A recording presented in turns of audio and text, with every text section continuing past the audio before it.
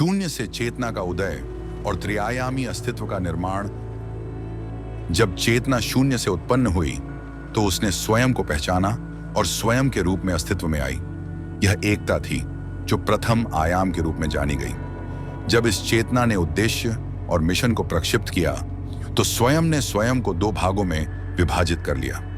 एकता से द्वैत उत्पन्न हुआ जो द्वितीय आयाम कहलाया।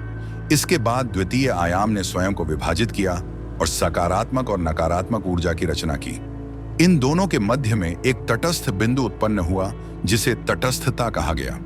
यह वह स्थान था जहां ब्रह्मांड की सारी ऊर्जा संगठित और विभाजित होती थी। सकारात्मक और नकारात्मक तरंगें लगातार अलग अलग दिशाओं में विभाजित होती गईं। वे इतनी दूर तक फैलीं कि एकता की अवधारणा भी विभाजित होने लगी। लेकिन जब वे अधिकतम विस्तार तक पहुंच गईं, तो तटस्थता की शक्ति ने उन्हें पुनः स्रोत की ओर खींचना प्रारंभ कर दिया, जिससे प्रतिध्वनि उत्पन्न हुई। समय और ऊर्जा का निर्माण। यह प्रतिध्वनि जो द्वैत से उत्पन्न हुई थी, ब्रह्मांड में तरंगों का निर्माण करने लगी, जिसे हम समय कहते हैं। समय विशाल समुद्र में लहरों की भांति प्रवाहित होने लगा। हर गति एक अलग कंपन को धारण किए हुए थी। इन उच्च और निम्न लहरों ने ऊर्जा उत्पन्न करनी शुरू कर दी, जो ध्रुवों के चारों ओर गतिशील हुई। इन ऊर्जाओं ने एक सर्पिल बनाना प्रारंभ किया। यही सर्पिल पहली बार ऊर्जा का सृजन करने लगी, जिसे प्रकाश कहा गया, और इस ऊर्जा की कंपन को ध्वनि कहा गया। जब ये ऊर्जाएं एक ही बिंदु पर संगठित हुईं और ब्रह्मांड की सभी ध्वनियां और ऊर्जाएं तटस्थता के केंद्र में एकत्रित हुईं, तो द्वैत ने एक नई वास्तविकता उत्पन्न की, पदार्थ या रूप। रूप ब्रह्मांड का वह ढांचा बना जिसमें चेतना प्रवाहित होने लगी। इस प्रकार ब्रह्मांड ने अभिव्यक्ति और विस्तार से प्रयोगात्मकता की ओर प्रस्थान किया।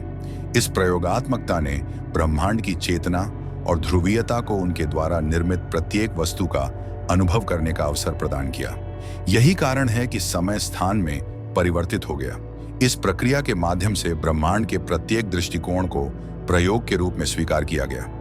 यही तीसरे आयाम की उत्पत्ति का कारण बना। ज्यामिति और ब्रह्मांडीय योजना का उदय। इसी समय ज्यामिति का निर्माण हुआ। ब्रह्मांड में ज्यामिति का उद्देश्य यह था कि यह प्रथम और द्वितीय आयाम की चेतना को एक मार्ग प्रदान करे, जिसे ब्रह्मांडीय योजना के रूप में जाना जाता है। ब्रह्मांडीय योजना का कोई विशिष्ट लक्ष्य नहीं होता, बल्कि इसका उद्देश्य चेतना के अनुभव की प्रक्रिया में क्रम, उद्देश्य और समन्वय स्थापित करना है। ध्रुवीयता के आधार पर सकारात्मक और नकारात्मक ऊर्जा की रचना हुई और उनसे एक तीसरे दृष्टिकोण का जन्म हुआ, जो उन्हें एक साथ जोड़ने में सक्षम था। जब स्वयं ने स्वयं को द्वैत में विभाजित किया, तो केवल दो दृष्टिकोण, सकारात्मक और नकारात्मक, अस्तित्व में थे। लेकिन संपूर्णता को देखने और द्वैत में फंसने से बचने के लिए एक तीसरा दृष्टिकोण आवश्यक था, जिसने इन दोनों को जोड़ा। इस प्रकार तीसरा आयाम अस्तित्व में आया। त्रिमूर्ति और अस्तित्व की संरचना, यह त्रिगुणात्मक पैटर्न जीवों को एक बिंदु से दूसरे बिंदु तक यात्रा करने में सक्षम बनाता है। जब वे इस पैटर्न में समस्त मार्गों को पूरा कर लेते हैं, तो वे प्रारंभिक बिंदु पर लौटते हैं, लेकिन द्वैत की एक नई व्याख्या के साथ। यही वह क्षण था जब आत्मा ने शरीर का निर्माण किया।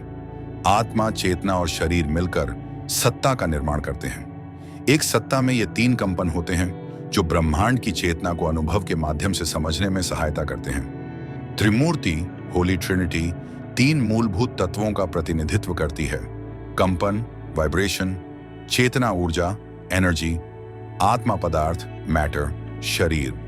ये तीनों भिन्न नहीं हैं, बल्कि चेतना के विभिन्न स्तरों पर समान अस्तित्व को दर्शाते हैं। यही कारण है कि त्रिमूर्ति ब्रह्मांड की चेतना को विभिन्न स्तरों पर अनुभव करने के लिए एक उपकरण के रूप में कार्य करती है। ब्रह्मांडीय ज्यामिति और डीएनए 6 अरब वर्ष पहले ब्रह्मांड में कंपन और प्रकाश एक ही स्थान पर संगठित होने लगे। वहां से ब्रह्मांड के पैटर्न विभाजित होने लगे और वास्तविकता का जाल, जिसे मैट्रिक्स कहा जाता है, अस्तित्व में आया। ब्रह्मांड की ज्यामिति के 5 प्रमुख तत्व हैं: टेट्राहेड्रॉन, आत्मा का अग्नि तत्व क्यूब, पदार्थ को स्थिरता प्रदान करने वाला तत्व ऑक्टाहेड्रॉन, चेतना के स्तरों का विभाजन इकोसाहेड्रॉन, ब्रह्मांडीय ऊर्जा का प्रवाह डोडेकाहेड्रॉन, संपूर्ण सृजन का प्रतिनिधित्व। डीएनए का भौतिक स्वरूप टेट्राहेड्रॉन के सर्पिलीय प्रवाह से उत्पन्न हुआ। इसका अर्थ है कि आत्मा केवल एक अदृश्य तत्व नहीं है, बल्कि यह भौतिक रूप में भी प्रकट होती है। आत्मा हमारे रक्त में प्रवाहित होती है और भौतिक रूप में डीएनए के माध्यम से विद्यमान रहती है। तीसरा आयाम और अनुभव की अनिवार्यता। तीसरा आयाम वह स्थान है जहां चेतना को स्वयं को अनुभव के माध्यम से समझना होता है। यही कारण है कि तीसरा आयाम सबसे चुनौतीपूर्ण है, क्योंकि यहाँ सभी ज्यामितियां जो ब्रह्मांड की शुरुआत से बनी है एक ही सत्ता में समाहित होनी चाहिए। तीसरा आयाम अस्तित्व की वह अवस्था है जहां जीवों को अधिक से अधिक अनुभव प्राप्त करना होता है। यह एक ऐसा आयाम नहीं है जिससे मुक्त होने की आवश्यकता हो, बल्कि यह वह स्थान है जहां ब्रह्मांड अपने निर्माण को अनुभव करता है। यही कारण है कि तीसरा आयाम सबसे महत्वपूर्ण स्थान है, जहां आत्मा, ऊर्जा और पदार्थ को एकीकृत करके संपूर्णता प्राप्त की जा सकती है।